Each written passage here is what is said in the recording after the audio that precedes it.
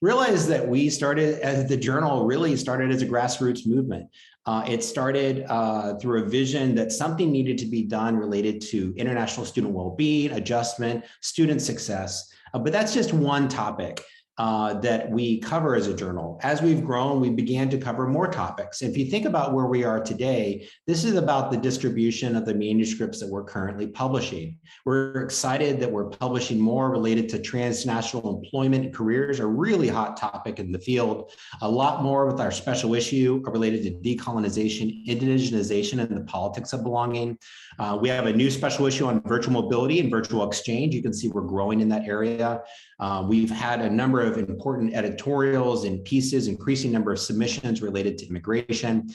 We really are looking for pieces, and I'm thrilled that we've grown our editorial team to really solicit pieces related to on the most existential issue, I think, facing humanity and the planet, which is climate change and ecological sustainability.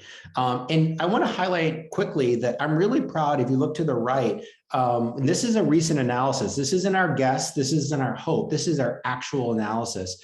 Only 30% of the articles, although our journal is based and originated in the United States, only 30% of our authors currently reside in the United States. And even if they reside in the United States, it does not mean they're US citizens or even legal residents of the United States. It just means they currently reside in the US. So we're really proud that if you look across countries and other authors, that we have a very as even of a distribution that we've ever had. And 20% of our readers are not, English is not their primary language that they're seeking when they are reading our site.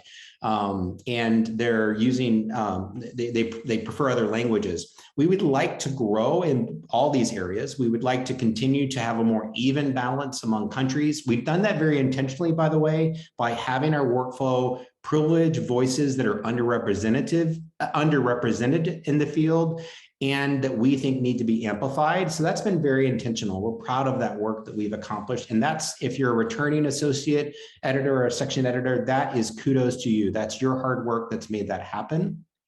We also see that there's strategic opportunities for us to consider some of the more common languages that aren't currently visiting our website: Hindi, Bengali, and Arabic. And we see a lot of opportunities in the future looking to publish issues in those languages as well.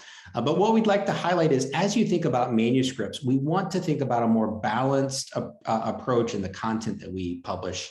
And we've done a lot of this change over the last few years through the special issues. And we're really happy that Nelson Brunstig from Wake Forest University is joining us as the special issues and special collections editor. These are two ways that we really do influence the voices that get highlighted in the journal.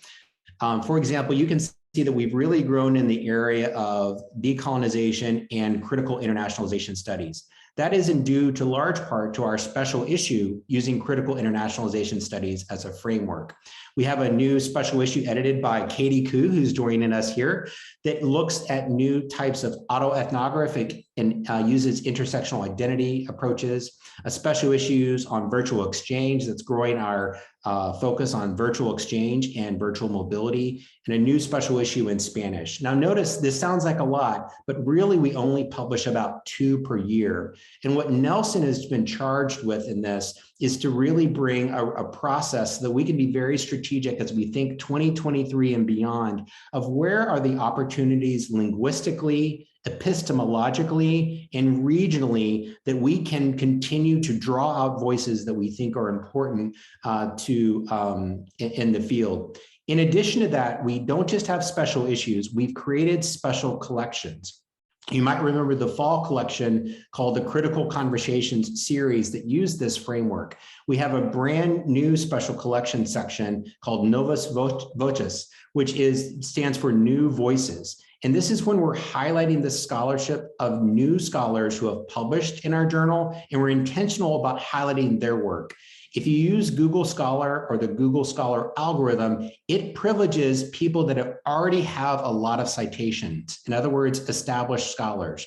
We want to go out of our way to, on social media, through our email newsletters, in our journal's website, to highlight the important new voices that are in the field. And that's what special collections allow us to do. So Nelson will be bringing intellectual leadership to that. And during our discussion, he can share a little bit more about that at the end of our in our conversation about what he's thinking related to that. But we have some exciting things. We've also changed